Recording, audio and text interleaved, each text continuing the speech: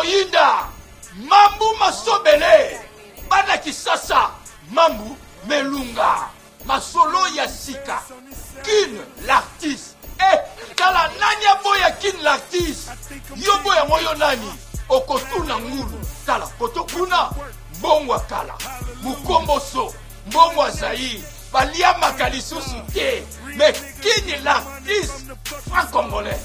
Oyonde, Kisasa, Kin l'artiste, Kisasa, Babuka Nakate, Kisasa, Soko Lali. My Rolls Royce triple.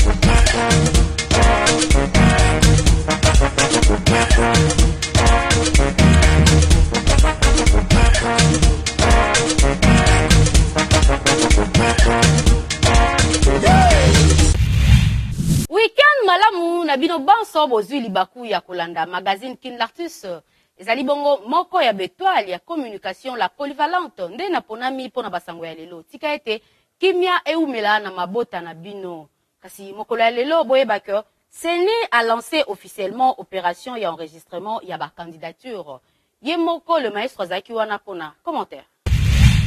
Commission électorale nationale indépendante CENI na Mokuse va convoquer officiellement électorat mokolo ya lelo samedi 23 juin 2018 oyo pour na élection provinciale, législative, présidentielle oyo et kozala mokolo ya le 23 décembre 2018 oyo. Président ya CENI, Corneille Nanga, ye a précisé que ba bureau ya réception ya traitement ya ba candidature BRTC na Mukuse et kofongwama mokolo ya lobi dimanche 24 juin 2018 na étendue mobimba ya République démocratique du Congo. Donc, au total, 151 bureaux ya réception ya traitement ya ba candidature nde ekofongwama po na ba candidats députés provinciaux. 169 bureaux po na ba candidats députés nationaux, bureau moko ekofungwama na siège ya CENI ya Kinshasa pour na ba candidature ya présidence de la République. Pe lisusu président ya CENI Corneille Nanga ye a rappelé que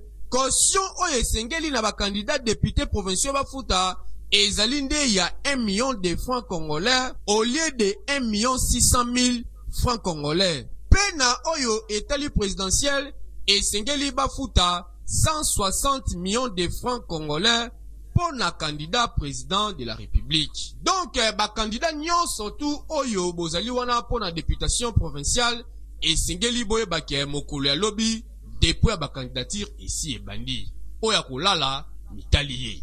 Na page ya société singeli boye bakuna na commune ya Kimbanteke plus précisément na quartier Ngapani ba la muka kaka bobakuta muto ya kokufa epesi mawa. Tozalinde awa na avenue Koli na quartier Ngapani, plus précisément na commune ya Kimbanteke. Mama oyo bozali komona alali na ye, alali pongite kasi azalinde ya kokufa. Selon ba témoin ya événement balobi que mama oyo bayebi ete bayebi ata famille na ete. Donc azali sans domicile fixe. To moto oyo azanga esika ya kofanda. Yango wana la police akitaki wana sur place azui corps atie yango na kati ya pusu kaka ndenge bozali komona inde tina maison communale po bazo à disposition ba mema yango tina morgue boyo kandenge bango moko balobi tomweka na nzela patia butu ba 23h ujana na nzela na titongo tukuta komi pembele jana za bitoba mingi tolobelaka pe tobetaka sete papa maman liboso na yo kobima na ndaku kobosa na komema identité te po komona mama boya akufi sans carte d'identité pe famille na ye eyebani te epesi mawa pe pasi soki pe na ba famille oyo ba moni que non de kona bango akufi bakende mbangu na morgue de référence ex mama yemo epesi pasi pe mawa. Na commune ya Masina boyeba ke ba PC otobenga bongo ba roulage na bana moto tobenga pe ba wewa babunda ki bitumba esomo kutu mwana moto moko abambi roulage ya mwasi libanga na likolo epesi pasi.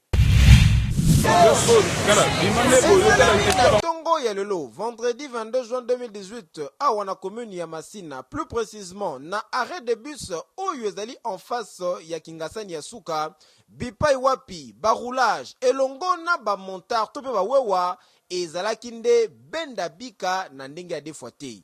Kasi selon l'information otozaki sur place epai ya population ya zinga balobi que bana ya moto tope ba wewa oyo bango ba komisa esika oyo lokola arrêt de bus na bango donc bakotaka voire même ti na troisième bande roulage interpellé bango bakolinga te nde na tongo ya lelo tango ba roulage bayaki pona kotelemela bango nde bitumba ebimi ya defoite tango roulage oyo alingi bongo akima nde bakaleye pe akwei azoki na likolo boye epesi pasi pe mawa yoka communication mosusu te soko kei wana bokangi bango moko babimisi trouble nde babimisi trouble o moni o biso toyesko po toya kotala trouble toya kopekisa nde boye donc leta nazokende moko na bango achelinga kale naye okoya boye tokosenga kaka epai ya bandeko na biso bawewa boye ezali kitoko ata moke te mpo bolingaka te bainterpele bino ata soki bosali mabe soki kaka bato baye okomona bokobima ebele pona kokotela moko na bino bongo ezali kitoko ata moke te nul n'est au-dessus de la loi soki osali mabe et que bainterpele yo il faut kondima pe kotosa oyo ezali bongo mobeko boye ezali kitoko ata moke te en tout cas esengeli koyoka pe kosalela boyebela. La police musala kitoko kuna na bumbu wakangi bakulu na oyo baderanjaka population ya kote kuna. La police ya maison communale ya bumbu bazali kosala musala na bango kitoko. Mokolo ya lobi jeudi 21 juin bakangaki ba jeune garçon o mibali bozali komona bazali bongo bakuluna. Musala na bango ezalaka nde ya koterroriser population ya commune ya bumbu na ndenge ya defoite. Kasi mokolo ya lobi biliaki bango bikokaki bazalaki ko agresser jeune garçon moko na direction ya Gambela na elengesa nde la police bayaki wana pe bakangi bango bamemi bango na maison communale awa boyoka ndenge population alobaki na major bureau ya maison communale ya bumbu pe alobaki boye na uti obula bite to comme ça ne vient na biso akufa wi to ke kabula mawa na matanga na utana jeune garçon oyo wache lox oyo na kuluma sa kalamu abetanga plus makasi babetanga ibaye kinga baso 10 personnes babetanga ime bayebinga ime na yiba ngote babetenga po ngo ba msana bango basalaka. OK, des messieurs là ce sont des gens ya ko écraser puis ba batu ba ko fa na population sikamote pour langai ce sont des criminels tout fait oyo moko ya utiko koke makala dernièrement avec preuve à l'appui du chetia soko zuya ngwa ba beti ote chrétien oziki longonya na mosala kitoko oyo la police ya maison communale ya bumbu oyo ekumba maka epai ya major bureau na mosala kitoko oyo bozali kosala pona kosilisa ba incivique oyo bazali konyoko la population ya commune ya bumbu boyende ezalaka bo continuer pour population ya bumbu azali pe na besoin ya ko vivre na sécurité esali eloko te. Kermesse le visionnaire de Akobet Sabongo empereur le Limba mokola le 30 juin oyo soki olingaka kobina mutwashi kende kuna po ekoyinda na ndenga kosakana te Dadi Kabeya azalaki wana pona commentaire.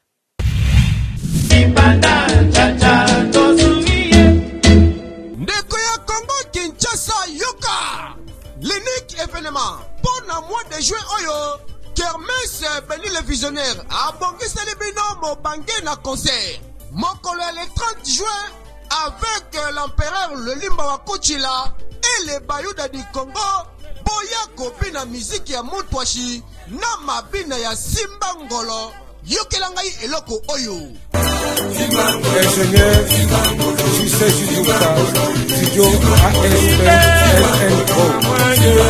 le 30 juin eza mokolo ya esengo monene ya indépendance ezali mukolo oyo babota empereur le Limba wakuchile le 30 juin à 22h.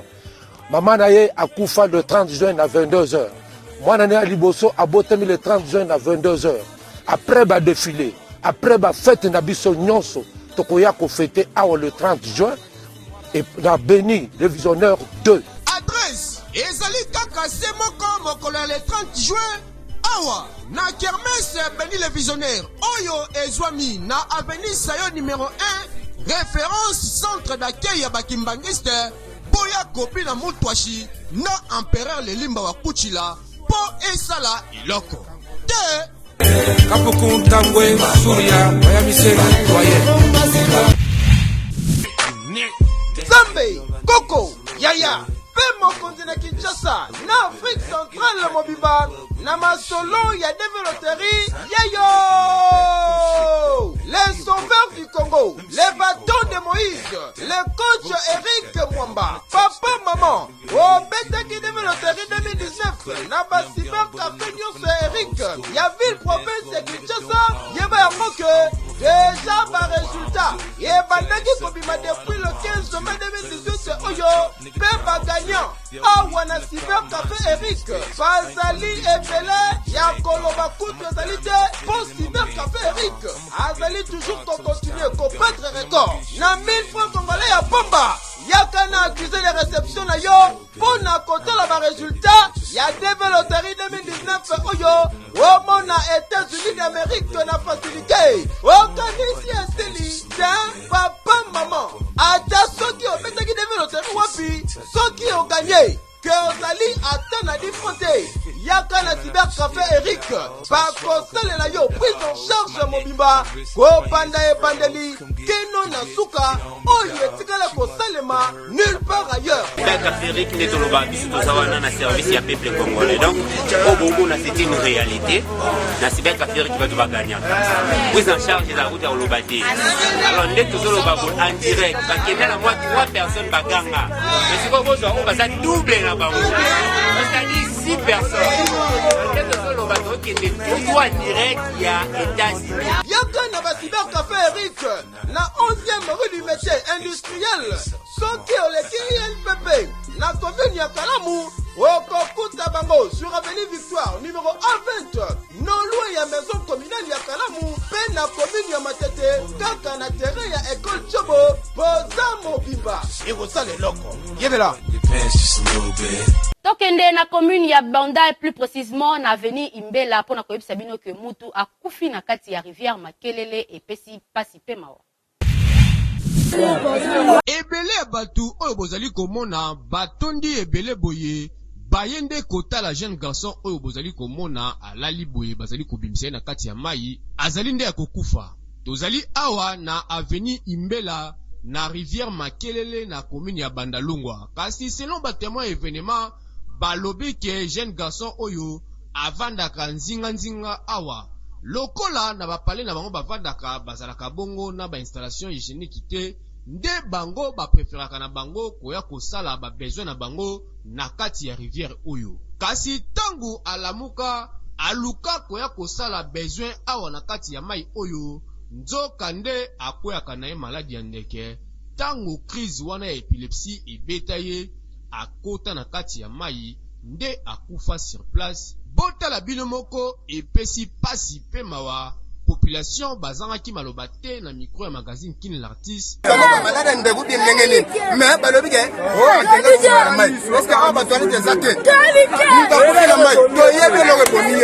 Bandeko epesi pasi makasi komona engame mobali kokufa kaka boye na mai likolo ya kozanga place ya koluka kosala ba besoin ezali bongo malamu te.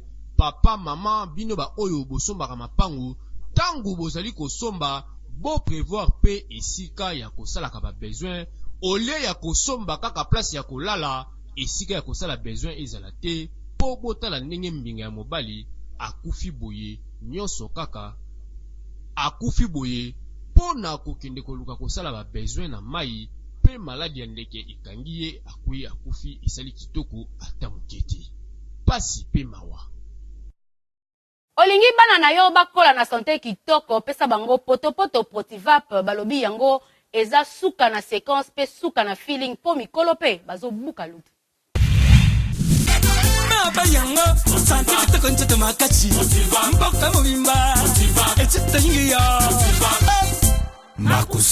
Ba famille nyonso ya Congo Kinshasa pe Brazzaville Mobimba esi bavota na bango potopoto Protifap na premier tour po yango ezali na bavitamine mpe baproteine ebele. Papa maman mpe moboti nyonso yoka eloko oyo. Potopoto Protifap mobokoli ya babebe pro a changé elamba to pe emballage ya sika kasi azali toujours sauvegarder même qualité pe même quantité na yango. Potopoto Protifap facile à préparer. Na 5 minutes ya pamba, vite fait, libota mobimba, elie, pe esepeli. Bandifu, massage eza upesa binu izali massage pwana famille. Batata, ba mama, suna tangi batata, ilakisi po batata nde balukaka mbongo, po ba mama bazwa soin ya bana. La soin cité. Bandifu, na buza kumona oyo izali Protifap. Ye na ye bazali kaka eloko moko. Protifap oyo na oyo ilungini tuzaula sabino izali kaka tusanze ye elamba. Ba bebe pro oyo bino Protifap bulingaka basanze elamba alati elamba ya sika. Potopoto Protifap ezali koteka partout na Kinshasa pe na Brazzaville na ba boutique baligablo ba supermarché pe na ba wenze na 600 francs congolais ya pamba po Protifap ezali l'unique potopoto oyo ba bebe pro bapona po elengi na yango bana bazali kobuka lutu pe mikolo bazali kosepela ekosala eloko te. Protifap potopoto kitoko po ya ba bebe pro nzela elengesa kobanda le destin ti wenze ya Mariano eza ya kobeba makasi. Roland Kisonsi azalaki wana na compte ya magazine Kin l'artiste. Tozalinde awa na avenue Elengesa oyo ekabola komini ya Ngiringiri na komini ya Kalamu bota la binomoko eta oyo komini yango ezali kosala kitoko ata mokete. Population oyo bavandi awa balela mbala ombala epai ya bakonzi po baluka kobongisela bango nzela oyo kasi karamoko bakonzi babeta bango na ndenge ya kosakana te. Nzela oyo nde epermetaka mituka oyo utaka koto ya makala nguza pona ekende victoire kasi bakomi na difficulté na ndenge ya defwa te. Boyoka ndenge bazangaki maloba te na micro ya magazine Kin l'artiste. Nous avons diffusé makasi nzela nyonso ya Elengesa oyo kaboli Kalamu na Ngiringiri. Donc ils a passe pour longana na les destins makala okoma na victoire ils a pena passe so comme na Mariano kotaka les mêmes choses. To sengi disungi na ndenge nyonso. Tozo mona tel disungi moko te pa bakonzi. Donc on tozo senga vraiment na ngonga oyo bandeko oyo bazana posa ata bandeko libanda oyo bazo mona neto souffrir na banzela ndenge banzela be ba kalisa vraiment pour na mboka na bango ba ko sunga biso to bongisa vraiment mboka na biso. Bon nzela oyo depuis beba ti lelo bakipaka ngo te à part ça la kimbango to wana ba bourgmestre ba alia ba autorité belé baba na kimbango ame basala biloko te ata mabanga ko bwaka obe zelo basala ngo.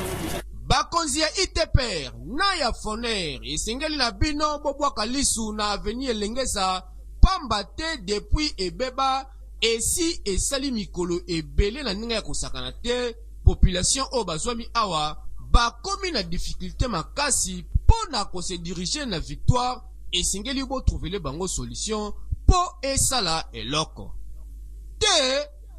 District ya Mongafula elongo na Colonel Lili basalaki bongo mobange na marche de santé mokola lelo ezalaki ndenge nini. Roland Kisonsi azongi lisusu wana pona reportage. Mokolo ya lelo na bavant midi la police ya district ya Mongafula oyo ekumbamaka epai ya ye moko Colonel Lili baorganizaki mobange na marche de santé oyo ebandaki na Delvaux na route Matadi bakendaki nango bokula ti na camp Badiading esika oyo ezalaki point de chute na bango pe marche elekaki kitoko avec impact na idéologie. Boyoka ye moko Colonel Lili ndenge apeselaki na micro ya Kin l'artiste. Bon, biso chaque samedi tosalaka sport bomoni ke na secteur oyo ya ngai ya district na ngai bangombe eleki yango wana nasalaka chaque samedi na bacommandant commissariat na ngai na bamembre état major na ngai yango tosalaka sport po nzoto ezalaka toujours bopikiriki. Tosalaka yango chaque samedi omoni nzoto tokoki kotika yango te ekita ifo emana. boyende ezalaka exemple à suivre pour na ba district mususu ko organiser marche de santé boye pour na bokolongono ya nzoto et saluer l'orte mokolo ya juin oyo kuna na showbuzz ekoinda makasi Ibrator le Batikodro ako immortaliser bongo papa chéri Jibe Mpiana ekozala ndenge nini Dadi Kabe azaki wana pona reportage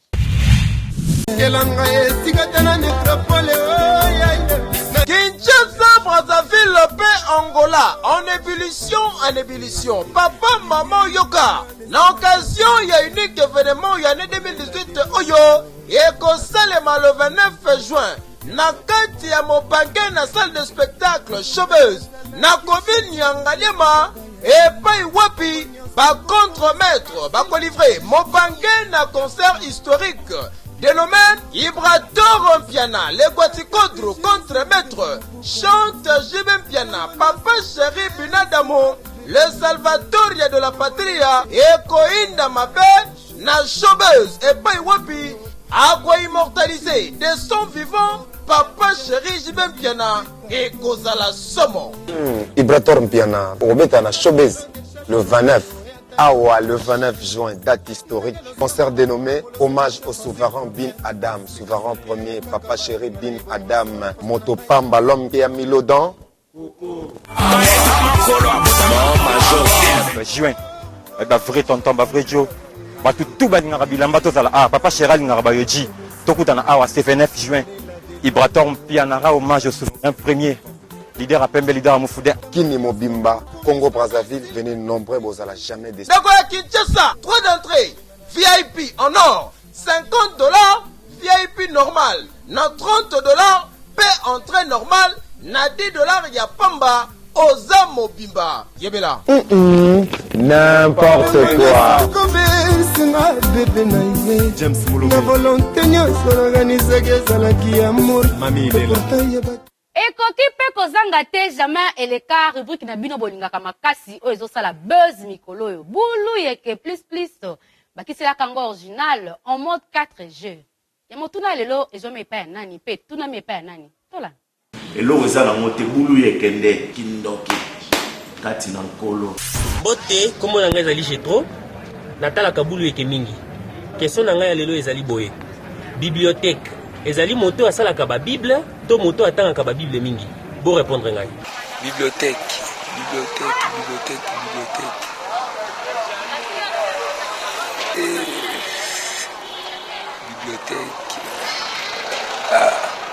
ya moto asala ba bible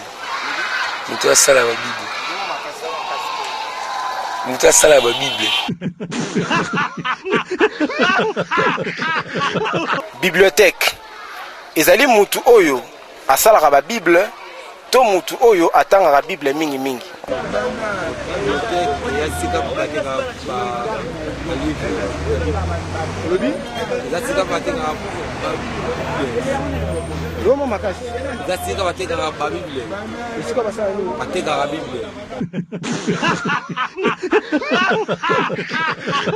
bibliothèque ezali mutu oyo asalaka ba bible to mutu oyo atangaka bible mingi mingi.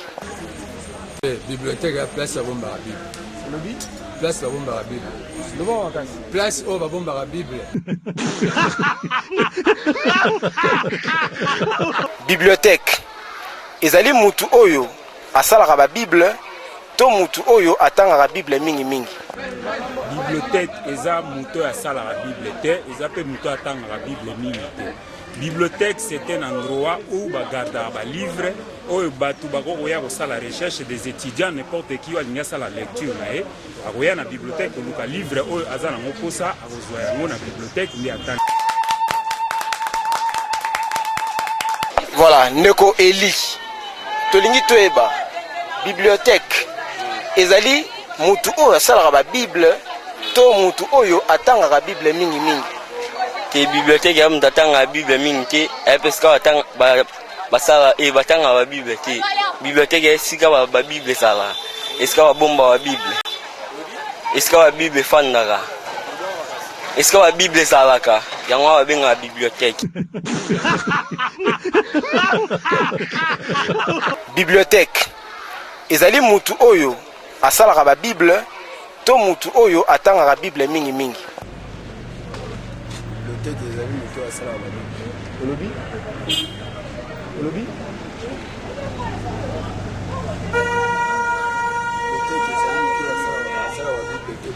Bibliothèque ezali mutu ateka ba Bible. Ndongo wakati. Bibliothèque ezali mutu ateka ba Bible.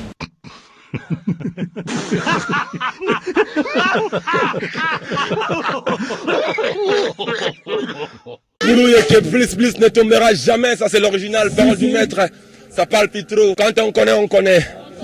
Et quand on ne connaît pas, on apprend, parole du jeune maître.